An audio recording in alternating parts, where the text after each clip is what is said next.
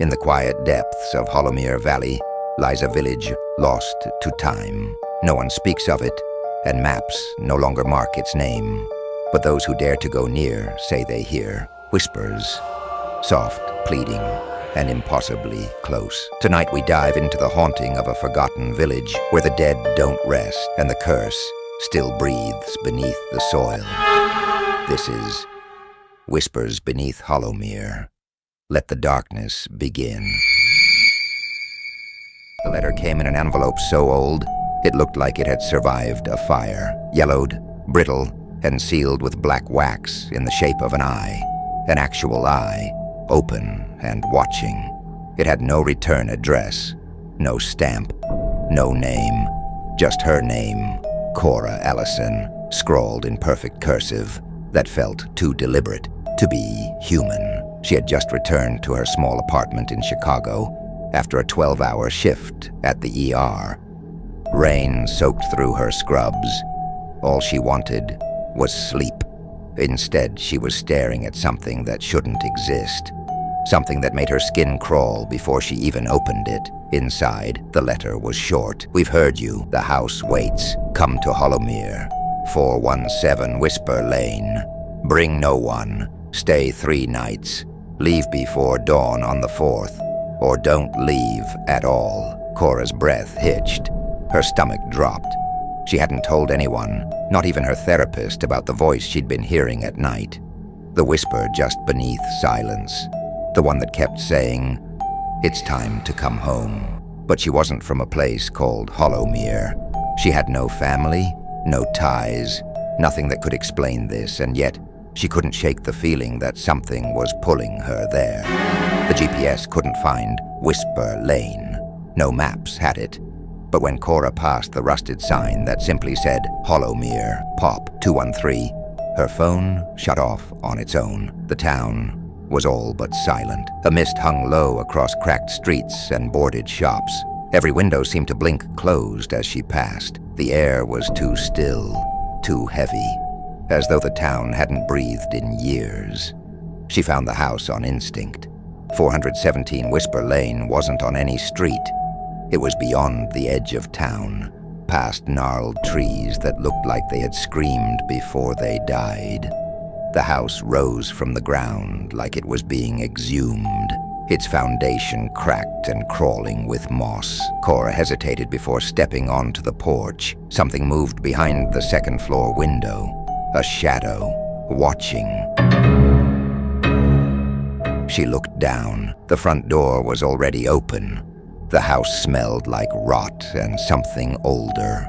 Not decay, but memory. Like the house remembered things. Inside it was darker than it should have been. The windows let in no light. The air was thick, damp, and strangely warm, as if someone had just been there. The living room had no dust, no cobwebs, just furniture that looked centuries old, and a grandfather clock that ticked only once every few seconds. Loud, purposeful. Tick, tick, tick. She wandered upstairs to find the bedrooms. Each door was shut, but one was slightly ajar. The moment she opened it, cold washed over her. A child's room, pristine. Toys on the shelf. A rocking horse in the corner. A mobile still turning above an empty crib. And then the mobile stopped mid-spin all at once. Behind her, the door creaked closed by itself. She turned and saw the mirror. In it, she saw the room, herself, and something behind her. A figure, tall and draped in shadows, standing beside the crib. She spun around. Nothing. But the mobile started turning again. She found the box on the second night. In the basement, beneath a loose floorboard, a box filled with unmarked VHS tapes and a player covered in claw marks. She brought it upstairs. Each tape was labeled only by date, stretching back decades. She watched the first one. The screen flickered. A woman sat in the same living room Cora was in. Pale, shaking, her voice barely audible. "If you're watching this, you already heard it. The whisper. It knows your name now. You came, like I did. This house. It listens, and when it listens long enough, it learns to speak. Cora fast-forwarded. The woman was screaming now, tied to the chair, bleeding from her ears, and behind her, the wall began to move, pulsing, almost breathing. Cora yanked the tape out. Suddenly the house groaned, the lights flickered, and upstairs, a child's laugh echoed. Except there had never been a child. That night, Cora couldn't sleep. Not because of the sounds, the footsteps that circled her bed at 2:47 a.m., or the faint scratching from within the walls. It was the voice that kept her awake. It whispered her name over and over. Cora, Cora, come closer. When she finally drifted off, it was into a dream she didn't remember falling into. She stood in the child's room again, but this time, it was different, wrong. The colors were washed in red, the shadows longer. The crib was missing, and in its place stood a man. His eyes were sewn shut, his mouth hung open, and a wet, gurgling voice bubbled out of him. The house doesn't let you leave. It just lets you forget until you belong. She woke up on the floor of the hallway. Her fingernails were cracked, raw, scraping at the wallpaper, and on the wall, in letters that hadn't been there before, were the words, "Stay for the third night, or stay forever." On the third day, someone knocked. 3 loud knocks. Then silence. She hadn't seen a single person since arriving, but through the peephole stood a woman with no eyes, just smooth skin where her face should have been, and yet Cora could hear her. Don't listen to the house.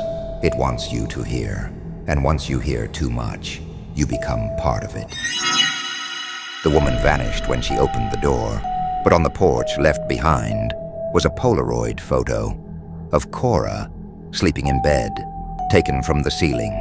She'd never seen that angle, never placed a camera. She looked up. There, above her bed, was a hole in the ceiling, freshly cut, still dripping. The clock wouldn't tick. Everything had stopped. The mobile, the tapes, even the whispers went quiet, just long enough for the screaming to start. It came from every wall, every floorboard, dozens of voices, howling in agony.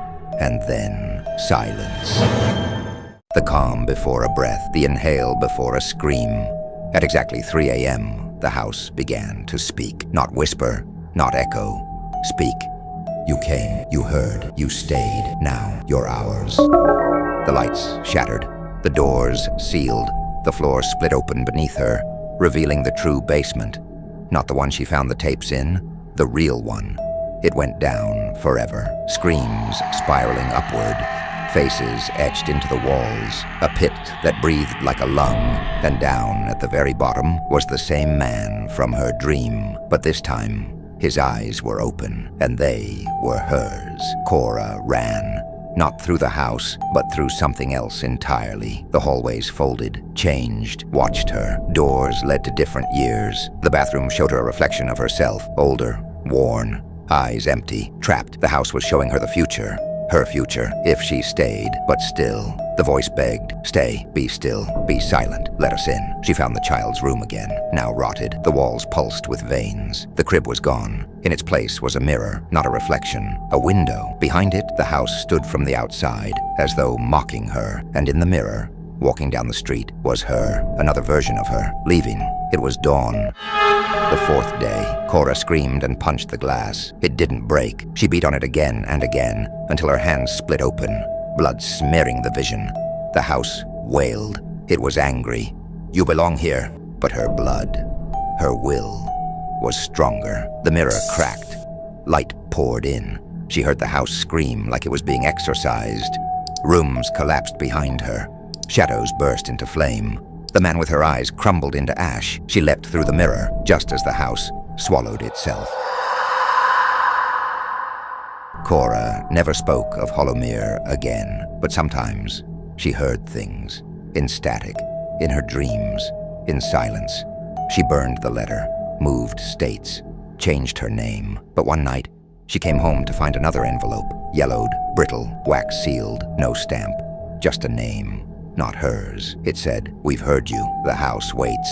And the name on the envelope read, Aidan Ellison, her brother's name. But Aidan had been dead for 17 years. If you made it this far, you're braver than most. Don't forget to like, share, and subscribe for more terrifying tales. And remember, the shadows are always listening.